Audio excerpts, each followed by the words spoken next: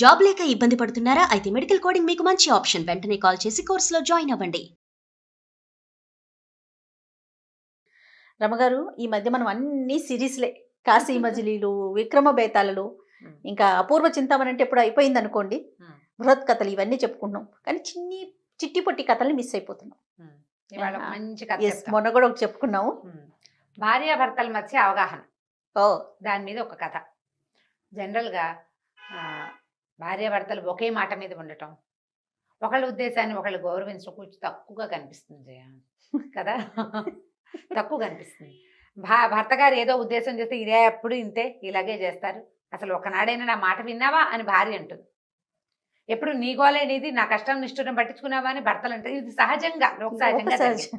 అయితే బాగా అవగాహన ఉన్న ఒక భార్యాభర్తల కథ అని చెప్తాం. కథ చాలా డిఫరెంట్గా ఉంది, బాగుంది సరదాగా. దీన్ని చిన్నగా బ్రీఫ్గా 5-3 నిమిషాల్లో చెప్పేయచ్చు, పావుగంట కూడా చెప్పుకోవచ్చు. మనం పావుగంట చెప్దాం ఇవాళ. ఒక ఊళ్ళో ఓ రంగమ్మ రామయ్య అని భార్యాభర్త ఉన్నారు. కొంచెం కొత్త పేర్లు పెట్టండి రమగారు. పల్లెటూరు వాళ్ళ కథ కదా మరి. రాజేష్ అలాంటి పేర్లు ఎలా చెప్తాం? పల్లెటూరు వాడి పేరు రాజేష్ అని చెప్పలేకపోతాం కదా, అందుకని ఇదే చెప్తాం, ఇదే కరెక్ట్. సరే. రంగమ్మ రామయ్య. అయితే ఏంటంటే వీళ్ళిద్దరూ చాలా అన్యోన్యంగా ఉండేవాళ్ళు. ఏదో చిన్న సంసారం, వాళ్ళ రకంగా వాళ్ళు జీవించేవాళ్ళు. అయితే ఏంటంటే కొంచెం మంచి మాట చెప్పడం, సానుకూలంగా మాట్లాడడం వాళ్ళ బంధ. ఆ ఊళ్ళో ఏ భార్యాభర్తలు కొట్టుకున్నా వీళ్ళిద్దరే కాస్త మాట్లాడి, అబ్బాయితో ఆయన, అమ్మాయితో ఈవిడ మాట్లాడి చక్కగా సానుకూలపరిచేవాళ్ళు. భార్యాభర్తల తగాదాలు ఉండేవి కదా వాళ్ళ చుట్టుపక్కల. ఎవరైనా కొట్టుకున్నా ఏదో మంచి మాటలు చెప్పేవాళ్ళు ఉన్నంతలో. అయితే ఆ ఊరు రాజుగారు, ఆ జమీందారికి వీళ్ళ సంగతి తెలుసు. రాజుగారే, జమీందారు అన్నది రాజుగారు. వీళ్ళ సంగతి తెలుసుకున్నాడు ఆయన. ఇంతలో ఏమైందంటే అప్పట్లో ఏం జరిగేవి, వస్తు మార్పిళ్ళు జరిగేవి. అవును. వస్తు మార్పిడి అంటే ఇప్పుడు ఏదైనా కొనుక్కోవాలంటే వస్తు మార్పిడి అప్పుడే కాదు, నాకు వచ్చిన రోజుల్లో కూడా మల్లెపూలకి వాటికి బియ్యము, ఒడ్లు అలాంటివి ఇచ్చేవాళ్ళం. కేవలం బియ్యం వరకే పరిమితం అయ్యేది కదా రమగారు, అంతకు మించి మార్పిడి జరిగేది ఏదో మినుములు కదండి. అదే పండిన వస్తువు, అంతే. పండిన వస్తువుకి గేదెకి ఆవుకి కోడి అలాంటివి కూడా చేసుకునేవాళ్ళు. కొన్ని కోళ్ళు, ఈ ఆవును తోలితే కొన్ని కోళ్ళు వెనక్కి ఇచ్చేటట్టు అలాంటివి జరిగే వస్తు మార్పిడి ఉండేది అప్పట్లో. అప్పుడు ఇప్పుడు కూడా కొన్ని చోట్ల ఉంది, చిన్న చిన్న పల్లెటూళ్ళల్లో అక్కడ ఉంటుంది. అంటే ఎలా అనాలి, కోయవాళ్ళు, కొండవాళ్ళు, ఆ ప్రాంతాల్లో కోయలు, కొండలు, కొండ ప్రాంతాల్లో అలా ఉంది. అదే అప్పుడు మామూలుగా జీవితం కూడా అలాగే నడిచేది. అయితే ఏమైందంటే ఈ వస్తు మార్పిడిలో ఏం చేసేవాళ్ళట, మోసం చేసేసేవాళ్ళు. అమాయకుల్ని బాగా మోసం చేస్తున్నారని కొన్ని కేసులు వచ్చేవి రాజుగారి దగ్గరికి. అది కాకుండా ఈ భార్యాభర్తల తగాదాలు మొదట్లో బాగా వచ్చేవి, ఇప్పుడు రావడం మానేసినాయి. అవి బాగా ఉన్నాయి, ఇవి బాగా లేవు. ఎందుకు బాగా లేవు అని రాజుగారు కనుక్కుంటే ఈ రామయ్యను రంగమ్మ ఇద్దరు ఇట్లా మాట్లాడతారని అది తెలుసుకున్నారు. ఇప్పుడు రాజుగారు ఏమంటున్నాడంటే, వాళ్ళ ఎలా ఉంటారు, నాకు నా భార్యకే సరిగ్గా పడిచావదే, రాజుగారికి రాణిగారికే బాగా పడదు. వీళ్ళు ఏం చెప్పి అంటే ఎలా వాళ్ళతో వాళ్ళు సానుకూలంగా ఉంటున్నారు, ఏం చెప్పి ఇతరులను సానుకూలపరుస్తున్నారు తెలుసుకోవాలనుకున్నాడు. రెండో పాయింట్ అంటే ఈ వస్తు మార్పిడి వ్యవహారం మీద కూడా ఆయన కొంచెం చాలా కేసులు ఉన్నాయి, ఇది కూడా తెలుసుకోవాలి. ఏం చేశాడు, 1-2-3 గూఢచారుల నేరే వాళ్ళ సంగతి చూడండి అని పంపించాడు. ఇంతలో ఈ రామయ్య వాళ్ళ ఇంట్లో 2 గేదెలు ఉన్నాయి. ఓ గేదె పాలు ఇవ్వడం మానేసింది, పాలు లేవు, కొంచెం పాలు తగ్గిపోయినాయి. అయితే ఆవిడ ఏమందంటే, ఈ గేదె పట్టిపోయింది, దీనికి చాకరీ మిగులుతుంది, నువ్వేం చేస్తావంటే కొంచెం సంతకి తీసుకెళ్ళి ఏదో ఒక వస్తువుకి దీన్ని అమ్ముకురావాలి. ఈయన మెల్లిగా ఆ గేదెని పుచ్చుకొని నడుచుకుంటూ వెళ్తున్నాడు. పాలు లేవు, ఆ గేదెకి పాలు ఇవ్వటల్లా. వెళ్తుంటే ఒక ఆయన ఎదురుపడ్డాడు. ఒక ఆయన ఎదురుపడి ఏమన్నాడు, ఏంటండి రామయ్య గారు, పొద్దున్నే బయలుదేరారు, ఎండంతా నెత్తినేసుకుని వెళ్తున్నారు, ఏంటండి అన్నాడు. అనేసరికి ఆ గేదె పట్టిపోయిందయ్యా, నేను అమ్ముకురమ్మా వద్దామని బయలుదేరాను అనేసరికి అతను అన్నాడు, అదేంటండి ఇవాళ పట్టిపోతే రేపొద్దున మళ్ళీ చూడు కడితే మళ్ళీ దూడ పుట్టదా, పాలివ్వదా, దాందే ఉంది అని అన్నాడు. అనేసరికి ఏమోనయ్యా, మావిడి చాకరీ చేయలేకపోతున్నాను, అమ్మేమంది, సరే ఆమె పని చేయాల్సింది ఆమె కదా, ఆమె ఉద్దేశం ప్రకారం చేయటానికి నేను ఇట్లా చేసి బయలుదేరాను అన్నాడు. అనేసరికి అతని దగ్గర ఒక గుర్రం ఉంది, ఆ వచ్చిన వాడి దగ్గర. ఆయన అన్నాడు, ఏముందండి, కావాలంటే మీకు ఏదైనా నాకు ఇవ్వండి, నా గుర్రం మీరు తీసుకోండి అనేసరికి ఈయన అనుకున్నాడు, ఓహో గుర్రమా, బాగానే ఉంది, చక్కగా దర్జాగా ఉంటుంది, వాకిట్లో గుర్రం కడితే అందరికీ అబ్బో వీళ్ళింట్లో గుర్రం ఉందని చెప్పుకుంటారు, పిల్లలు ఎక్కడికైనా వెళ్ళినప్పుడు ఎక్కి తిరగడానికి హాయిగా ఉంటుంది, సరదాగా ఉంటుంది, పోనీలే, గేదెని మాత్రం ఏం ముద్రిస్తుంది అని గేదెని ఇచ్చేసి గుర్రాన్ని తీసుకున్నాడు. సరే గుర్రాన్ని తీసుకున్న తర్వాత 4 అడుగులు వేసాక ఏమనుకున్నాడు, ఆయన గేదెని తోలుకెళ్ళిపోయాడు. కొంచెం 4 అడుగులు వేసిన తర్వాత ఈయన ఏమనుకున్నాడు, గుర్రం ఎలాగో ఉంది కదా, చక్కగా దీని మీద ఎక్కి స్వారీ చేస్తూ వెళ్ళొచ్చు కదా అని భావించాడు. దాని మీద ఎక్కబోయి దాన్ని చెల్లి అంటే చల్లలేదు గిల్లేదు, దానికి గుడ్డిదది, దానికి ఏం కళ్ళు కనపడవు. అందుకే వాడు అమ్మడానికి తీసుకెళ్తున్నాడు, ఈయన్ని మోసం చేసేసాడు. అయ్యో రామా ఇలా అయిందే, ఏం చేస్తాను రా అని ఆ గుడిగుర్రాన్ని తోలుకుంటూ మెల్లిగా బయలుదేరాడు. వెళ్ళేసరికల్లా ఏమైంది, ఒక ఆయన ఎవరో కనపడ్డాడు. కనపడి ఒక బక్క చిక్కిన ఆవుని తీసుకెళ్తున్నాడు. ఏంటండి అన్నాడు. ఏం చేయను ఆయన, గేదెని తీసుకెళ్తుంటే ఆయన ఎవరో గేదె బదులు గుర్రాన్ని అంట కట్టాడు, గుర్రమేమో గుడ్డిది చెప్పేసా అని చెప్పాడు. ఏం చేయను, సరే ఇంకా ఏం చేస్తాను, దీన్నైనా మార్చుకుందామని వెళ్తున్నాను అన్నాడు. వచ్చే ఆయన అన్నాడు, దానిదేముందండి, గుర్రం గుడ్డిదైతే మాత్రం కొంచెం అలవాటు చేస్తే అదే నడుస్తుంది, మా ఆవును చూడండి బక్క చిక్కిపోయింది, ఆహారం లేకపోతే అసలు ఎన్ని పాలు ఇచ్చేదోనండి, 6 మానికలు 6 సేర్ల పాలు ఇచ్చేసేది ఇది, అసలు దీని తల్లి, దీని పెదమ్మ, దీని తలుపు అమ్మమ్మ అన్నీ ఆవు పాలిచ్చే ఆవులేనండి, ఆహారం పెట్టలేకండి, మంచి గడ్డి గాదం ఇవ్వలేక మా ఊళ్ళలో గడ్డి తక్కువండి, మా గడ్డి గేదెలు పాలిచ్చే గడ్డి కానీ ఆవులు పాలిచ్చే గడ్డి కాదు, ఆ గడ్డి తింటే గేదెలు తేడాలు కూడా ఉంటాయండి. ఆ బుంది ఆయన చెప్పాడు, మనం వినాలంతే. ఓకే. ఆ గడ్డి మా ఊళ్ళో ఉన్న గడ్డి బ్రహ్మాండమైన గడ్డి, అది గేదెలు తిన్నాయనుకో బాగా పాలిస్తాయి, ఆవులు తింటే పాలిపో, ఆవులకు సూట్ కాదు చూడండి అన్నాడు. అనేసరికల్లా అని ఏమన్నాడు, పోనీలే మీరేదో బాధపడుతున్నారు, ఆవును తీసుకుని ఆ గుర్రాన్ని నాకు ఇవ్వండి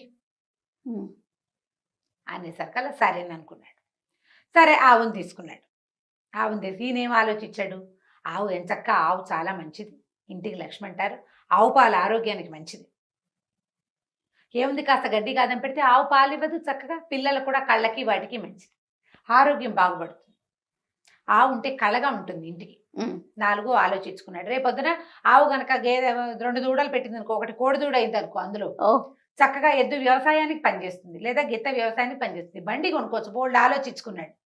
ఆవుకి పిల్లలు పుడితే కూడా, పైగా దీనికి మంచి పాలసారు ఉంది, పాలసారు అంటే చాలు, పాల చాలు ఉంది, వీళ్ళ అమ్మమ్మ పెద్దమ్మ అని బాగా పాలిచ్చేవే, ఇది మాత్రం ఇవ్వకపోతుందా, పోనీలే బాగానే ఉందని ఆవును తీసుకున్నాడు.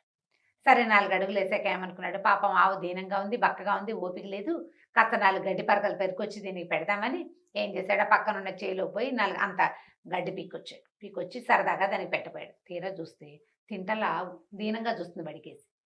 ఎందుకు తింటలేదా అని దాన్ని నోరు తీసి చూస్తే ఆవుకు పళ్ళు లేవు, అందుకే అది తినక బక్క చిక్కిపోయింది. ఏం చేయాలి మరి, ఇప్పుడు ఆవును మార్చుకోవాలి. మళ్ళీ నడుస్తుంటే ఒకడు మంచి బలిసి అంత ఉంది మేక, ఆ మేకను పుచ్చుకొని నడుస్తూ కనిపించాడు. అప్పటికే ఈయన కొంచెం విసుగ్గా ఉంది. ఇప్పుడు 3 మార్పిళ్ళు అయినాయి కదా, సరే ఏమైంది, ఏమిటండి ఆవును పుచ్చుకొని బయలుదేరారు, ఏమిటి అది మాట్లాడుకున్నారు. ముందు గేదెని తెచ్చారు, గేదె కాస్త గుర్రమైంది, గుర్రం కాస్త ఆవైంది, ఆవుకేమో పళ్ళు లేవు అనేసరికల్లా పళ్ళు లేకపోతే బాగా కుడితి పెడితే సరిపోతుందండి, నా చూడండి కావాలంటే నా మేకను తీసుకుని మీ ఆవును నాకు ఇవ్వండి అన్నాడు. అనేసరికి మేక బాగానే ఉంది. ఈయన ఏమనుకున్నాడు, ఓహో మేకపాలు చాలా మంచి ఔషధ గుణాలు ఉన్నాయి మేకకి, మేకపాలు కొన్ని అనారోగ్యాలు ఇస్తాయి. అవి ఆవు బక్కచిక్కిపోయింది, దీనికి ఎంత పెట్టి పోషిస్తే మాత్రం రేపొద్దున పిల్లది ఎలా ఏం పుడతాయో ఏం పుట్టవో, మేక మంచిది, మేకపాలు ఆరోగ్యానికి మంచిది, వాకిట్లో కట్టేస్తుంది. ఆవునైతే తీసుకెళ్లి తిప్పుకురావాలి, మేకేముంది దాని దారిని పోయి శుభ్రంగా అవి ఇవి తినొస్తుంది, దాన్ని ఏం తోలక్కర్లా గీలక్కర్లా కట్టేయక్కర్లా, ఇల్లు అలవాటైతే వచ్చి వాకిట్లో కూర్చుంటుంది, పాలు పిండుకుని తాగితే పిల్లలకు ఆరోగ్యం, బాగానే ఉందనుకున్నాడు. ఆ మేకను పుచ్చుకున్నాడు. అప్పటికి ఎండెక్కింది. ఆ మేకను పుచ్చుకొని ముందుకెళ్తున్నాడు. పుచ్చుకునేసరికల్లా ఏమైంది, ఇంతలో ఒకడు మంచి కోడి పుంజుని పుచ్చుకెళ్తున్నాడు.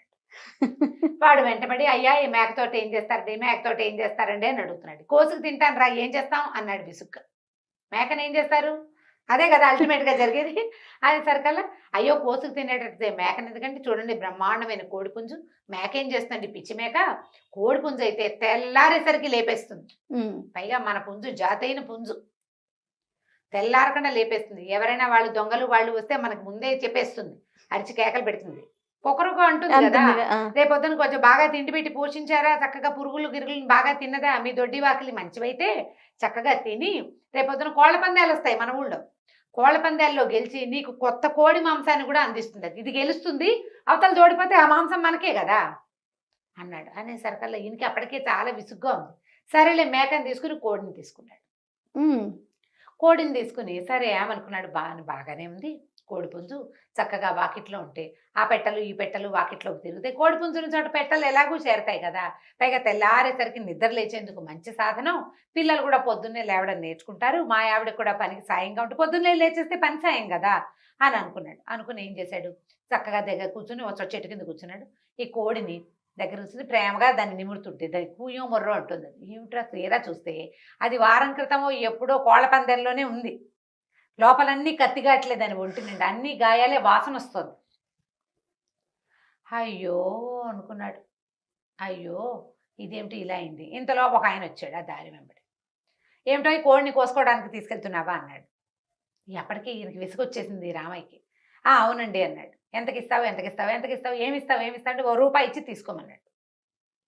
ఆయన ₹1 ఇచ్చి కోడిని తీసుకుపోయాడు. అప్పటికి మిట్ట మధ్య మండిపోతుంది. పొద్దున అంత గంజి తాగొచ్చాడు. ఏదో 2 గంటల్లో అయిపోతుంది, ఇన్ని గంటలు పట్టింది, తిరుగుతూనే ఉన్నాడు, ఏమీ పని అవ్వల. ఏమనుకున్నాడు, ఇంకా ఆకలిస్తోంది, నా వల్ల కాదని అనుకుని అక్కడ ఒక పూటకోళ్ళమ్మ జంగిడి పెట్టుకుని ఉంటుంది. ఆ ₹1 ఇచ్చి అన్నం తీసుకున్నాడు. పప్పు కూర కాస్తంత పాయసం ఓ చారు గిన్నె ఇచ్చింది. అవి పుచ్చుకుని బయటకు వచ్చేసరికల్లా ఒక ముష్టివాడు ఎదురుపడ్డాడు. బాబు 3 రోజులైందండి అన్నం తిని, అసలే పుట్టెడు జ్వరము, ఏదో కషాయం వేరు మాత్రం ఏదో వేసుకున్నాను, కడుపులో కాలిపోతుంది, అన్నం పెట్టే దిక్కులేదు నాయన, బాబు ఒక ముద్ద అన్నం పెట్టబా అన్నాడు. నేను కనిపించింది, నేను శుభ్రంగా గంజి తాగా. ఇంటికి వెళ్తే బెల్లం ఏదో అన్నం పెడుతుంది, రోజు అన్నం తింటూనే ఉన్నాం. పగలే కదా అన్నం తినంది, ఒక పూట డొక్క మాడితే ఏమవుతుంది, పొట్టకి మంచిదే. పాపం వీడు అనారోగ్యంగా ఉన్నాడు, 3 రోజులైంది, అన్నం తిని మొహము కనపడుతోంది, మందు కూడా వేసుకున్నాను అంటున్నాడు. పోనీ లేని ఆకెత్తి వాడి చేతులు పెట్టాడు. వాడు కాస్త అన్నం తినేసాడు. ఈయన కాళ్ళు ఈడ్చుకుంటూ ఇల్లు చేరాడు. చీకటి పడింది. భార్య దూరం నుంచి చూసింది, గబగబా ఎదురొచ్చింది. ఏమయ్యా వచ్చావా, పగలల్లా తిరిగావు, ఎట్టా వచ్చావో, కాళ్ళు కడుక్కోరా, ఒక చెంబు నీళ్ళు పోసుకో అని మంచినీళ్ళు అందించింది. కాళ్ళు కడుక్కున్నాడు. సరే అటు ఇటు చూస్తే పిల్లలు పడుకున్నారు. అప్పటికే పడుకున్నాడు. వాళ్ళ పిల్లలు పడుకునేసరికల్లా సరే లోపలికి వచ్చాడు. ఏం చేసుకొచ్చావు అని అడిగాడు. అడిగేసరికల్లా సరే ఏమన్నాడు, కాదే ముందే వెళ్తుంటేను గుర్రం కనపడింది, గుర్రానికి మార్చాను అన్నాడు. పోనీలే మంచిదే, ఎంచక్కా వాకిట్లో కట్టేస్తే దర్జాగా ఉంటుంది, పిల్లలు తిరుగుతారని. శభాష్. పిల్లలు తిరుగుతారంటే సరే అక్కడి నుంచి ఆ గుర్రాన్ని ఒక ఆవుకు మార్చంటే, ఆవే ఎంచక్కగా ఆవు పాలైతే ఎంత మంచిదో, ఇంట్లో వాకిట్లో ఆవు ఉంటే చాలా లక్ష్మీదేవి మంచిది. ఉన్నట్లే. లక్ష్మీదేవి ఎంచక్క ఆవు పేడని పేడకల్లాపు చల్లుకోవచ్చు. ఆవు పేడ చాలా మంచిది, మన మొక్క మూడుకి వేసుకుంటే శుభ్రంగా పూతకాయ బాగా వస్తుందయ్యా, ఆవు అయితే మరీ మంచిదే. సరికల్ అక్కడితో ఆవునేమో మేకకి మార్చాను అన్నాడు. మేక మంచిదేనయ్యా, మేక పెంటకలు కూడా ఎంత బలమో నేలకి, పైగా మేకపాలు చాలా ఆరోగ్యం, చాలా అనేసరికి ఇంకెక్కడ మేక, ఆ మేకను తీసుకెళ్ళి ఏం చేసి కోడికి మార్చాను. కోడికి మార్చాబా అంది. సరే మరి కోడేది అంటే, కోడిని కూడా ఏం చేశాను, అన్నానికి మార్చేసుకున్నాను. కోడిని ₹1కి మార్చి అన్నం తిన్నాడు. పోనీలే కడుపు నిండా అన్నం తిన్నావు కదా, మధ్యాహ్నం వేళ అసలు ఈ పూట నీకేం పెట్టలేదు, పొద్దున గంజి తాగెళ్ళావు, ఎప్పటికి రాలేదు, అన్నమైనా తిన్నావో లేదో అని చాలా బెంగెట్టుకున్నానయ్యా, అన్నం తిన్నావు కదా పోనీలే అని. ఎక్కడ తిన్నాను అన్నం, ఎవరో ముష్టివాడు ఎదురొచ్చాడే, అక్కడి నుంచి పాపం వాడు 3 రోజులయ్యి అన్నం తినలేదుట, చాలా బాధేసింది, అందుకని ఇచ్చేసాను. పోనీలే నాయన మంచి పని చేసావంది వాళ్ళ ఆవిడ. మంచి పని చేసావు. మా నాన్న వాకిట్లోకి ఎవరైనా అన్నానికి వస్తే అన్నం పెట్టాలి అనేవాడు, అన్నం పెట్టకపోతే ఆయనకి నచ్చేది కాదు, చక్కగా మామూలు తగిన అల్లుడివి నువ్వు, బంగారు కొండలాగా. వాడు ఎవరికో ఏముంది అన్నం, ఇంటికి వచ్చావు, ఇప్పుడు 2 ముద్దలు అన్నం తింటే సరిపోయే, 3 రోజుల నుంచి అన్నం లేని వాడికి అన్నం ఇచ్చావు, చాలా మంచి పని చేసావులే, లే అన్నం పెడతాను నీకు. ఇద్దరు కంచాలు పెట్టుకుని అన్నం తిన్నారు. భోజనాలు చేసేస్తే తెల్లవారు లేచి వాకిలి తలుపు తీసేసరికల్లా వాకిట్లో ఒక బ్రహ్మాండమైన పంచకళ్యాణి గుర్రం ఉందట. దాని పక్కన నున్నగా నిగనగలాడుతున్న ఒక కపిల గోవు, దాని పక్కన ఒక బాగా బలిసిన ఒక మేకపోతు, ఆ పక్కన చక్కగా బంగారపు రంగులో చక్కగా ఉన్న ఇంతెత్తునున్న ఒక కోడి, ఓ పళ్ళెంలో ఇన్ని వజ్రాలు, ₹1 పెట్టున్నాయి. ఆశ్చర్యపోయారు వాళ్ళు. అవన్నీ ఎలా వచ్చినాయో తెలియలే. చుట్టుపక్కల ఎవరిని అడిగినా మావి కాదన్నారు. ఎవరో తెచ్చి అక్కడ పెట్టారు. ఆ దేశపు రాజుగారే పెట్టారని వాళ్ళకి ఎప్పటికీ తెలియలే. వాళ్ళు ఆ గుర్రాన్ని వాడుకున్నారు, ఆ ఆవు పాలు తీసుకుని వాడుకున్నారు, ఆ మేకను ఉంచుకున్నారు, ఆ కోడి వాళ్ళ ఇంట్లోనే ఉంది, ఆ వజ్రాలు ఆ ₹1 వాళ్ళకి ఉపయోగపడాయి శాశ్వతంగా. దేనివల్ల ఇది జరిగి ఉండాలి? మంచితనం, సానుకూల దృక్పథం వల్ల. అంతే. ఇప్పుడు మంచిగా ఆలోచించటం. ఆయన ఏదో చేసుకొచ్చాడు, ఆమె చూడండి ఆమె నానా తిట్లు తిట్టాలి లెక్క ప్రకారం. మొదటి నుంచి తిట్టద్దు, ఒక్కొక్క పనికి 4-5 తిట్లు చొప్పున 456 తిట్లు బహుశా తిట్టవలసింది. కలియుగం కాదు కదా రమ్మగారు. కలియుగంలోనే ఇది. కలియుగంలోనేనా? ఆ. ఓ. కలియుగంలోనే. ఇంత కాకపోయినా ఇలాంటి సానుకూల దృక్పథాన్ని భార్యాభర్తలు కలిగి ఉండాలి. దానివల్ల ప్రపంచం అంతా సానుకూలంగా ఉంటుంది. పిల్లలు సానుకూల దృక్పథంతో ఉంటారు, పెద్దవాళ్ళు సానుకూలంగా ఉంటారు. మా అమ్మ భార్య కొట్టుకున్నారు, తిట్టుకున్నారు, పోట్లాడుకున్నారు. బయట నుంచి వచ్చిన వాడు సులువుగా ఉందని భార్యను కొట్టేస్తారు, లేదా ఏ ఆసరా లేని అమ్మని బయటికి తోసేస్తారు. వీళ్ళిద్దరిని సజావుగా ఉంచుకోవటం రావట్లేదు. ఉంచుకోవాలంటే సానుకూలంగా ఇద్దరు వ్యవహారాలు విని ఆవిడ చెప్పేది ఆవిడ చెప్పి, ఆమెకు చెప్పేది ఆమె చెప్పాలి, చెప్పగలగాలి, అంతే. ప్రయత్నం చేయాలి. అంత ఈజీ కాదండి అంటారు ఇప్పుడు. మహేష్ చెప్తున్నాడు చాలా కష్టం అని చెప్పేస్తున్నాడు మనకి. మహేష్ వాళ్ళ ఆవిడ చూడాలి, ఆ. ఓహో నువ్వు ఇలా చెప్తున్నావా రమ్మగారికి నువ్వు జయాకి అనేసి అనుకుంటుంది. అంటే ఆయన ఏం చెప్పట్లేదు, ఇది ఒకటేగా చెప్తున్నాడు, చాలా కష్టం అని చెప్తున్నాడు. చాలా కష్టమే, కానీ సానుకూల ప్రయత్నం దృక్పథం జరగాలి కదా. ఉంటే ప్రతి చోట గెలుస్తాం మనం, ప్రతి చోట గెలవగలుగుతాం. మనకు ఆ దృక్పథం ఉండాలిగా ముందు. వీడి మాట నేనెందుకు వినాలి అని, దీని కష్టం నేనెందుకు అర్థం చేసుకోవాలని ఈ 2 భావాలు ఉంటే కుదరదు. వీళ్ళతో కలిసి ఉండాలి, సర్దుకుందాం. చిన్న చిన్న వాటికి సర్దుకోవచ్చు, పెద్ద వాటికి సర్దుకోలేకపోతాం అనుకో, పోనీను చిన్న వాటికి సర్దుకోవచ్చు కదా, ట్రై చేయాలి. బాగుంది కదా కథ? చాలా బాగుంది రమ్మగారు. మగవాళ్ళందరికి ఎంత నచ్చిద్దో కానీ చాలా బాగుంది. రైట్ రమ్మగారు, నమస్తే. నమస్తే.